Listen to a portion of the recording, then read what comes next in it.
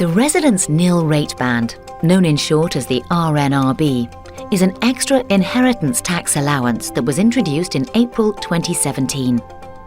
Although it appears quite a simple extension to the inheritance tax rules, there are actually some complicated parts to it, and it can be quite difficult to follow. It also presents a need for individuals and couples to closely review their long-term legacy plans. We will aim to unravel this for you in this video. We're going to use the term residence allowance from here on. When someone dies, the total value of everything that individual owned must be valued. If the total value, after deduction of liabilities, is above a certain threshold, inheritance tax must be paid.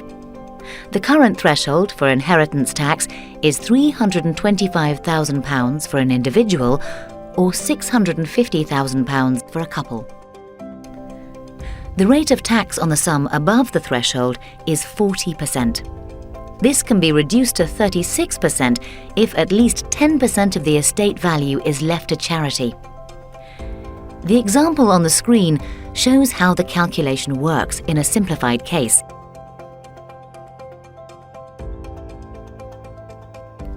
However, today there is an extra allowance, the residence allowance, which is for people who own residential property.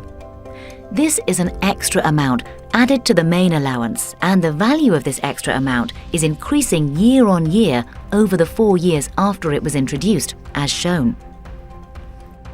In tax year 2020-2021, the allowance could be £325,000 of the basic allowance plus £175,000 of the additional allowance, making a total of £500,000 for each individual and £1 million for a couple.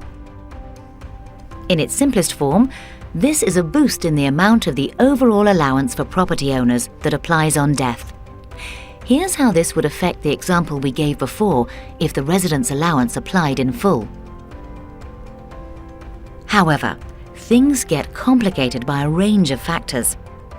The first is that to use the additional residence allowance, the person who died must have left their home or a share of it to their direct descendants.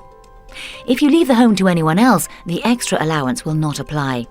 For example, nephews, nieces, brothers and sisters do not qualify under this definition. Secondly, the property itself must be a residential property. It cannot be commercial nor a buy-to-let property investment that the individual never lived in. It could be a holiday or a second home, even possibly an overseas property, but only one property can be counted in the calculations.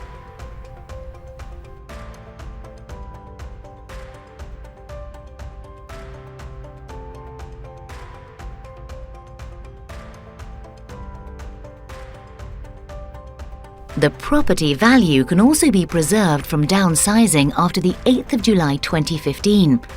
So if an individual or a couple sell their home to buy another, the value of the original property will be maintained for the calculations. The fourth aspect to consider is that the allowance will only apply in full up to estate values of £2 million.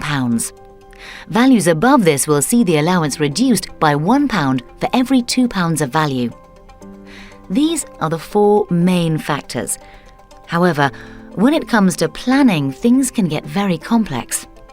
For example, many individuals and families have investments which may have exemption from inheritance tax, or have made gifts, or intend to make gifts in their lifetime, or have trusts in place, or want to leave money to charities, or have their wills drawn up in certain ways to be most tax efficient. In all these cases, how the existing plans and arrangements interact with the new residence allowance can be complicated, and these various factors can compete against one another in terms of your planning requirements. Therefore, it is best to review all current and future plans, including the legacy plans, to see how the residence allowance impacts upon any other planning. It is also true to say that it is possible to lose the benefit of the new allowance by default if your affairs are not structured accordingly. We are here to help you to ensure your finances are organized to make the most of this extra allowance.